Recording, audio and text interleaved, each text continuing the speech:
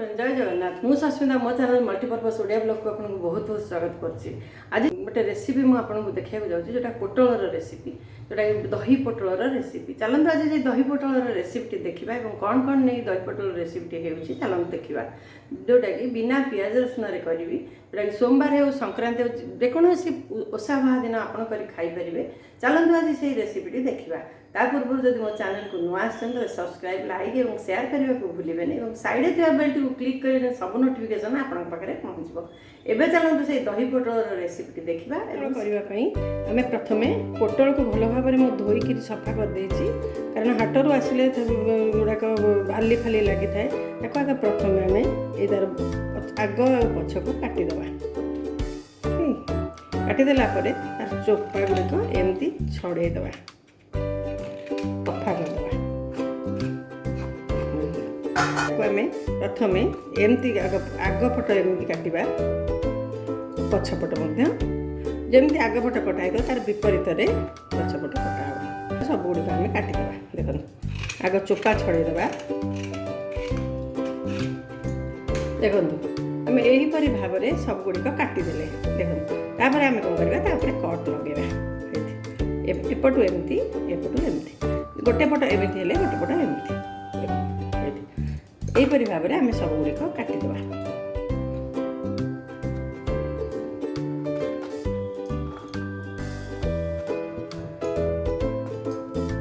यहीपरि भाव में आम सब गुड़िक काटिदेवा आपको प्रथम आम धोईदेवा तार जो चोपा गुड़िक लगी तो छाड़ीज दबा भलक पानी गुड़िक छाटिदेवा दुई तीन थर एमती छाटिकी पानी गुड़ी पोटल गुड़िक पानी गुड़िक छाटिकी एमती आम रखा। गोटे स्पून लंका गुंड जी जमी खाईपर यहाँ हूँ तीखा लाल माने राग लंका गुंड ताकू नवा जदि आप घरे फुटी फुटा लंका गुंड भी चलो। देखो गोटे चामच जीरा गुंड गोटे रु 1.5 चामच धनिया गुंड देखो गोटे रु 1.5 चामच धनिया गुंड ताको आम मिक्स करदे मिक्स करी ताको आम ए पानी दे गोलई दबा ताको आम पानी दे गोलई दबा पानी दे आम गोलई दबा ताको आम ए साइड करी रखिबा बाटिबा चारमगज गोटे चामच काजू 2 चामच 2टा कंचा लंका दबा 2टा कंचा लंका को आम भांगिकी दबा आम किछि नड़िया दबा कोरा नड़िया रु किछि दबा देखो कोरा 2-3टी गुजराती दबा दही पोटल जेहेतु होची दही रे आपको बाटिबा देखो आम एति दही दे बाटी दरकार हेले आउ अधिका दही दबा दही दे आबे बाटिबा जेहेतु दही पोटल होची तेणु आउ टिके अधिका दही दरकार जेहेतु बाटी हे गलानी अधा तादरे आउ टिके दही दे बाटी दे एबे दही काजू नड़िया गुजराती कंचा लंका बाटी हो गला ताको आम ए साइड करदे जो पोटल रही पोटल को आम काटिक धोईक थोइले तादे टिके लुण दबा अल्प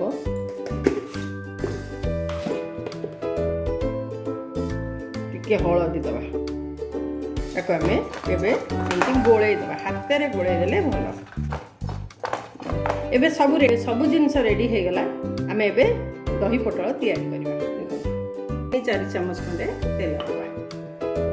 ताती गले आम ये पोटल गुड़िक तादे पकईदेवा आलू फ्राए करवा डीप फ्राए करवानी छाणी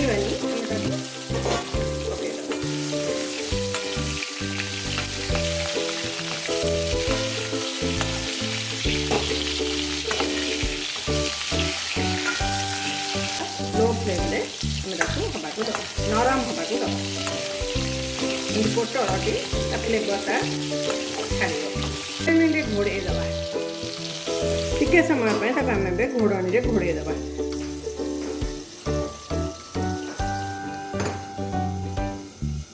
आम बेल को बेल आम घाटी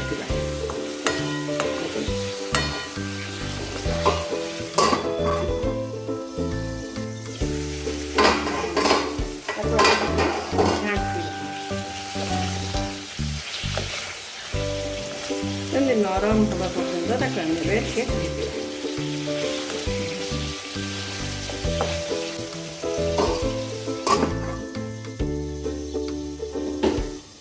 देखो आम ए काढ़ा गैस फ्लेम को ऑन करवा एवं ताकू देखिए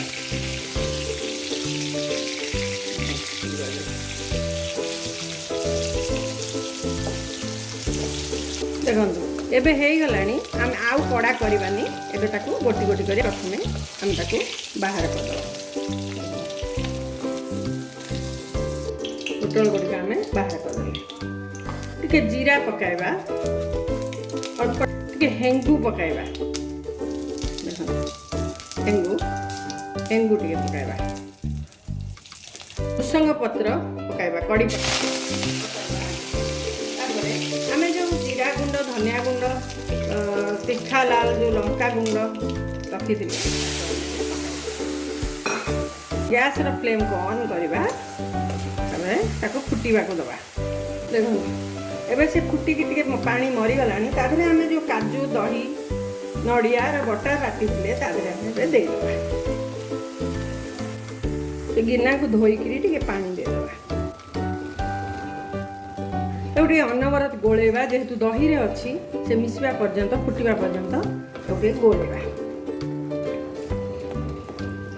तादरे आम ए सब मसला गुंड देदेबा हलदी गुंड काश्मीरी लाल लंका गुंड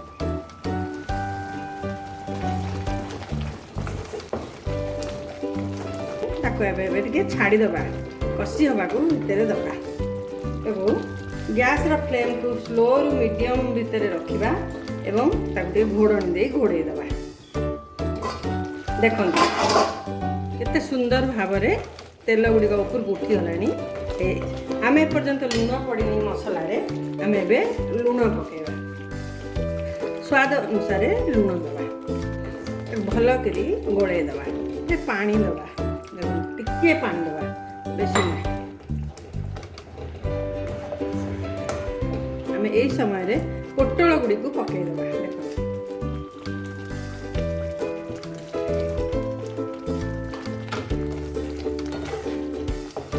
पकईदबा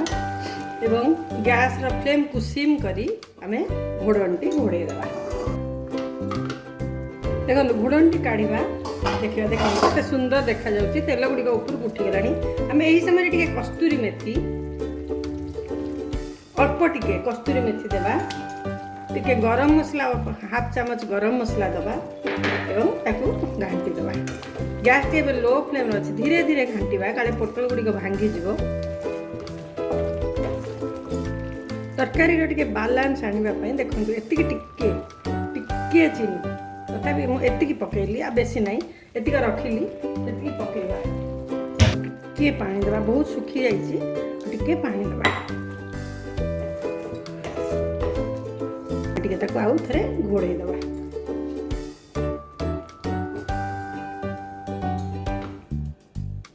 देखो देखो दही पटलटी पूरा रेडी हो गलानी टिके धनिया पत्र पकाइबा देखो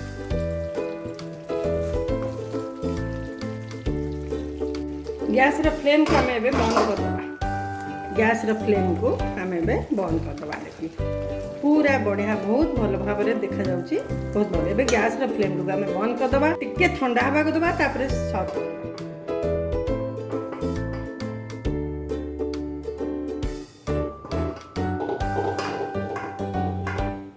देखो दही पटलटी बढ़िया देखा जाउनी